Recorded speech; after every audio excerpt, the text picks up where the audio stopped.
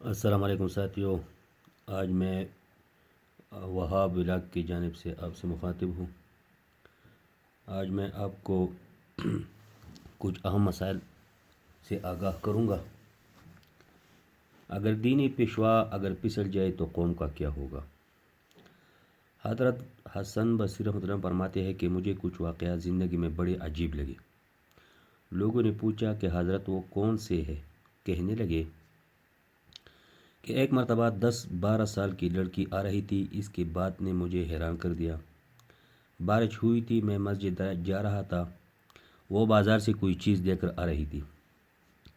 جب ذرا میرے قریب آئی تو میں نے کہا کہ بچی ذرا سنبھل کر قدم اٹھانا، کہیں پھسل نہ جانا۔ تو جب میں نے یہ کہا تو اس نے آگے سے یہ جواب دیا، حضرت میں پھسل گئی تو مجھے نقصان ہوگا، آپ ذرا سنبھل کر قدم اٹھانا، اگر آپ پھسل گئی تو قوم کا کیا بنے گا؟ کہنے لگے کہ اس لڑکی کی بات مجھے آج تک یاد ہے۔ اس لڑکی نے کہا تھا کہ آپ سنبھل کر قدم اٹھانا، آپ پھسل گئی تو قوم کا کیا بنے گا؟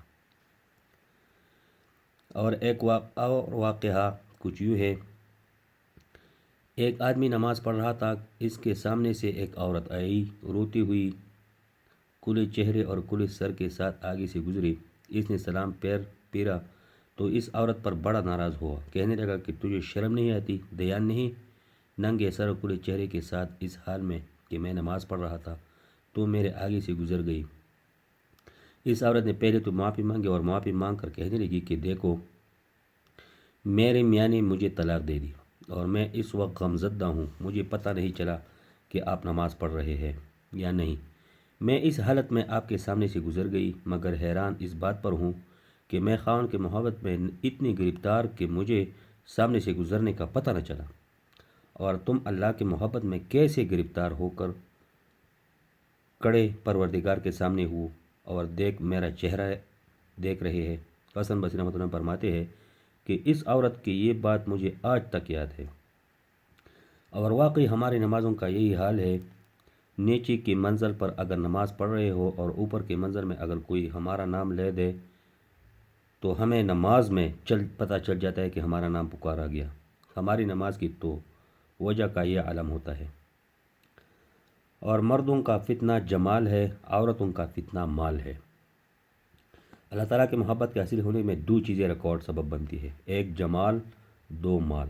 جمال کیسے ریکارڈ بنتا ہے یہ ہر ایک کو پتہ ہے۔ مسجد میں نماز پڑھی، باہر نکلتے ہیں تو آنکھ قابو میں نہیں رہتی، ادھر بھی ہوں ہوش سے نگاہ پڑ رہی ہے اور ادھر بھی ہوش کی نگاہ پڑ رہی ہے۔ ادھر ہوش کی نگاہوں کا اٹھنا اس بات کی دلیل ہے کہ جمال اس کے لیے پندہ بن گیا ہے، آنکھ غیر محرم سے قابو میں نہیں رہتی۔ آج کل مردوں کے لیے یہ سب سے بڑا فتنہ ہے۔ دوسرا فتنہ مال ہے، اور یہ مردوں کی نسبت عورتوں کے لیے زیادہ بڑا فتنہ ہے۔ مال کی محبت عورت کے دل میں شدید ہوتی ہے اور جمال کی محبت مرد کے دل میں شدید ہوتی ہے، اور آج کے نوجوانوں کو مال اور جمال کے پندوں نے پنسا دیا اور اللہ سے دور کر دیا۔ اس لیے اللہ رب العزت نے قرآن پاک میں دو چیزوں سے نظریں ہٹانے کا حکم دیا ہے۔ ارشاد فرمایا ہے، اے محبوب، آپ ان کافروں کے مال کو نہ دیکھیں، ان سے اپنی نگاہوں کو ہٹا لیجئے، یہ چند دن کی چاندنی ہے، ان سے اپنی نگاہیں ہٹا لیجئے۔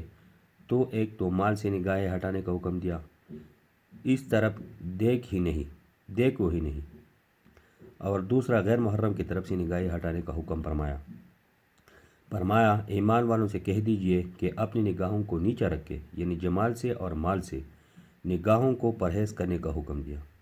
تو جناب آج کا ہے یہ ہے میرا ویڈیو۔ اگر آپ کو پسند آیا ہو تو میرے ویڈیو کو لائک کیجئے اور بیل آئیکن کو دبا دیجئے تاکہ نئی آنے والی ویڈیو آپ کو جلد پہنچ سکے۔ اب مجھے خان جی ولاگ کو اجازت دیجئے۔ اللہ حافظ۔